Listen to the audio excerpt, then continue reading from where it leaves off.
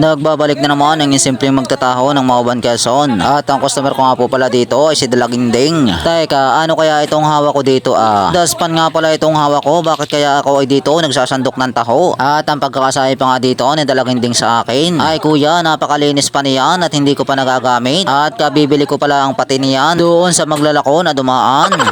Tingnan nyo naman po si Dalagang Pilipina diyan. At talaga naman panay ang takip ng mukha niya diyan. Pambihira naman to si Dalagang Pilipina. At talaga namang ayaw ma-expose ang ganda niya. Sabay-sabi pa nga diyan ni Dalagang Pilipina, ay kuya, wag mong ipopost yan ha. Ay sus ka naman Dalagang Pilipina. Alam mo naman na nagbablog ako dito Talagang ikaw dito ay mapapasama. Sabay-sabi pa nga dito ni Dalaginding, alam mo naman na nagbablog si kuya. Ay bakit ayaw mong ipapost ang ating video Tingnan nyo naman kung paano ako diyan magsandok. Gawa ng parang bilang na bilang ang aking sandok diyan. Ayan na nga, tapos ko na siya sandukan dyan. Kuya, sandat ng tao. Ayan, napupunat ko yan ang natutuon na. Ano talaga naman ginawa mo? Yung dalaga naman yun. Bakit mo mo?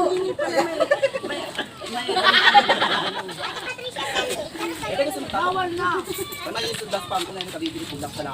Ay sus ginanga at mayroon palang baso Ginawa ko lamang patungan po yan para po makapagpasaya tayo ng ating mga viewers dito. At dahil nga po sa ginawa namin dito ay talaga namang kahit ako ay tuwan-tuwa sa mga pinaggagawa ko.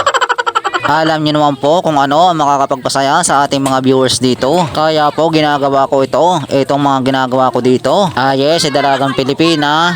Talagang pilit na itinatago ang mukha niya. Pero ako po ay natutuwa sa mga customer kong garne. Na talaga naman pong halos ayaw ipakita ang mukha niya din ni Honey. Pagmasdan niyo naman po sila diyan. Talaga naman po silang dalawa ay simplihan lamang diyan. Yes, si Dalagang Pilipina. Talaga naman po siya diyan ay na-smile na. Yan nga at dadaan na dyan si ate. At habang nagsasandok nga po ako dito ng taho, ang sabi po dito ni Dalaginding, ay kuya, bigyan mo yung aking mga chikiting. At ang pakiwari ko po, sila ay tahon-taho. Ay ano nga, dadaan na uli dyan si Ateng. At ang sabi naman po dito ni Ateng, kuya taho, ako ay padaan uli ho. Ay ano nga, tapos na akong magsandok dyan. Sabay-sabi dito ni Dalaginding, kuya, lahat nga ng bata dito ay pagbibigyan mo ng taho. Aba, itong si Dalaginding, at parang may balak na tumakbong kapitan din. Ano daw? Balak kayo dyan. At ang sabi pa nga dito ni Dalaginding, ay bebe, yung ba sa iyo ay may sago. Ang ibig niya sabihin ay yung taho mo. Rin dalawa ni Dalaginding din ay talaga naman pagkasarap ng tawa nila din ni Honey. Teka, ano kayang lasa ng tawa? At nasabi ko ang kasarap ng tawa nila At ngayon ko lamang po naisip dito na marami pala ang nabiling taho ni Dalaginding dito. Aba, ayan, nung bait talaga na rin si Dalaginding din Ay, napakaswerte ng mga inaanak na rin. Lalo na at malapit na ang Paskohan Yan, ang swerte ng mga inaanak na rin din Ano kaya at kunin ko na ring ninang are. Siguro naman ay pwede Ayan na nga, tapos na ako magsandok dyan. Maraming salamat. Mga inaanak, lapit na kay Ninong. Lapit na pala kayo din At nagpasaway na naman ako. Bahala kayo dyan.